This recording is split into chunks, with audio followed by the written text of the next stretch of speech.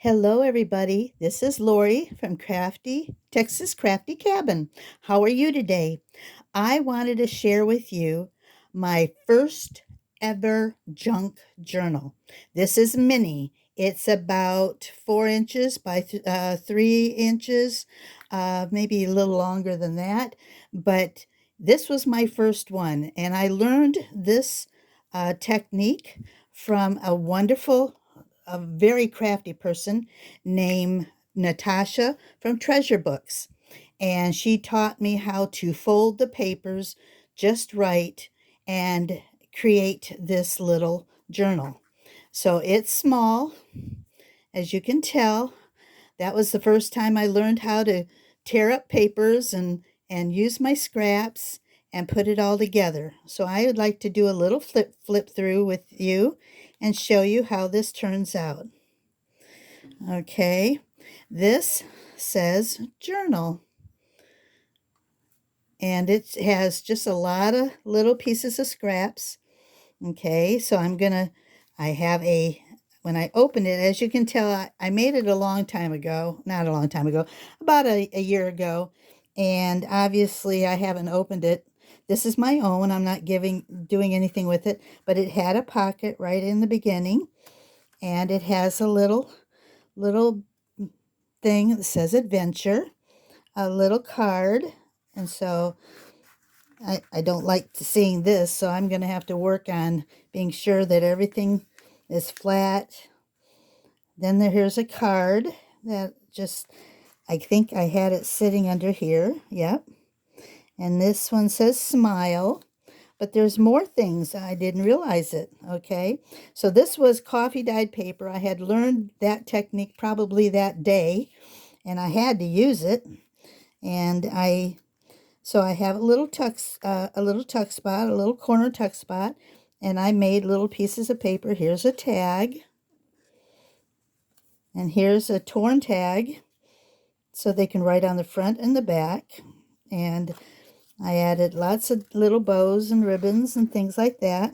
Again, this is my first attempt to an actual junk journal. So let me try to put these back in here.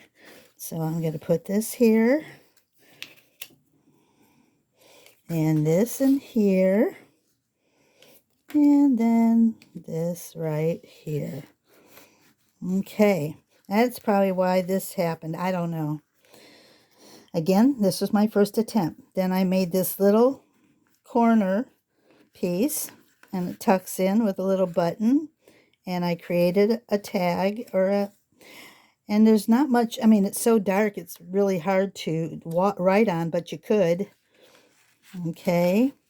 Then I have a piece of lace on coffee dyed paper with a little bow. And again, I took some paper and hand dyed paper and stuck it in the corners.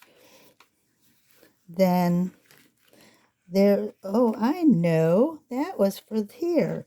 Let me fix this. I did a little hook so that it could have some place to put that. Silly me. Anyway, this is a flip. Beautiful piece of lace. Coffee dyed paper. This is, I guess it's been so long, I don't know what I did here. But I assume that's supposed to have something inside there. And again, coffee dyed paper, some embellishments. This is tied to here, and it's got a little heart locket. And it says, "These are the days," and you can write on it. Again, this was my first attempt. As you can tell, some of this is not probably going to be easy to use because I stuck it on here with a cord, so that will have to be taken off. Anyway, again, coffee dyed paper, another piece that I tore, and then I went around and inked the edges. In here was a pocket where I made a bookmark with lace and some shimmer cardstock, so it fits right in here and sticks out the top. On this side, I took another piece of paper and made a pocket. And again, a stitched tag with some ribbon. And then again, coffee dyed paper, some embellishments. Here's another one of those tuck spots. Keep calm and love others today. So I stuck this on. As you can tell, I just tore a strip, made a little flip-thru thingy. I don't know what it's called, but anyway, that's what it is. More coffee dyed paper, an old vintage book page where I made it into a pocket, and I made a little envelope that I left open, and it has a little paper that opens up and I actually put some ink on the edges. So this is where, and I can't figure out where it came in. Oh, there it is. I'm sorry, guys. This is making me laugh because this is this is so funny.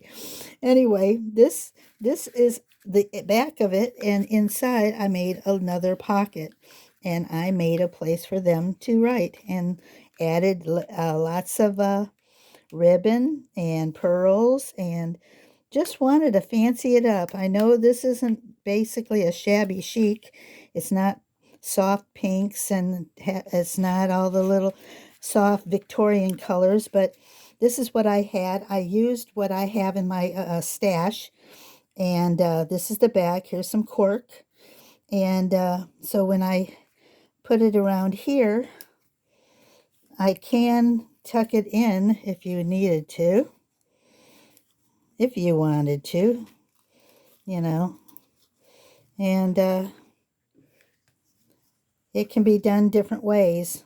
I wanted you to see it. I know this is kind of funny because again, today is Thursday. Is it Thursday? Yes, it's Thursday, the 25th of October. And so I made this about a year ago. This was basically my first journal.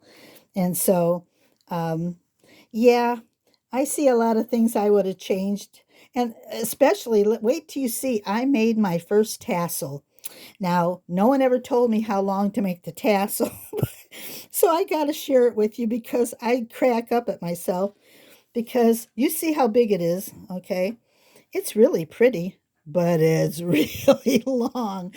And so finally I asked my friend Brenda, I says, well, how long are they supposed to be? He says, probably the length of your journal, not any longer. So obviously I'm going to have to cut it down to make it fit, or flip it over and make it have more, like do it like this and have two pieces. But anyway, that was my first official tassel that I thought would go with this, but obviously I made it too big. But anyway, this is my first official junk journal, first official tassel, made back in October of 2022, and I loved it. I've learned a lot since then, and but I appreciate you coming and looking at my video. Hope you like my flip through, and give me some advice, a comment, like, follow.